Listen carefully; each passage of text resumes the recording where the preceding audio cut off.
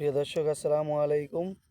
সুনানে ইবনে মাজার তৃতীয় খণ্ড পর্ব নম্বর 19 হজ সম্পর্কে পড়া হইতেছে।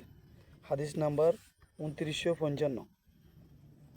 আয়েশা রাদিয়াল্লাহু তাআলা আনহা তিনি বলেন, আমি রাসূল সাল্লাল্লাহু আলাইহি ওয়াসাল্লামের নিকট হিজর ও হাতিম সম্পর্কে জিজ্ঞেস করলাম।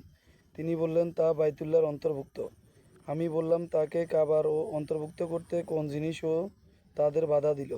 তিনি বললেন, অর্থের ভাব ও তাদের অপরাগ করে ও দিয়েছি। আমি বললাম, তার ও দরজা এত উঁচু স্থাপিত হওয়ার কারণ কি যে তাতে সিঁড়ি ব্যতীত উঠা ও যায় না? তিনি বললেন, তা ও তোমার সম্প্রদায়ের কাণ্ড। তাদের মসজিদে হলে কেউ ও তাতে প্রবেশ করতে পারত, আর ও যাদেরকে ইচ্ছা তাতে ও প্রবেশে বাধা দিত। এবং ও তোমার সম্প্রদায়ের ও কুফরি ত্যাগের যুগই যদি অতি নিকট না হতো এবং কাবাঘর ও ভাঙার কারণে তাদের মধ্যে ও বিচ্ছিন্নতা এবং উদ্রেক হওয়ার আশঙ্কা না থাকতো, তাহলে তুমি দেখতে পেতে আমি কিভাবে তা পরিবর্তন করতাম। তা থেকে যা ও বাদ দেওয়া হয়েছিল আমি পুনরায় তা ও অন্তর্ভুক্ত করতাম এবং তার দরজা ও ভূমি বরাবর স্থাপন করতাম।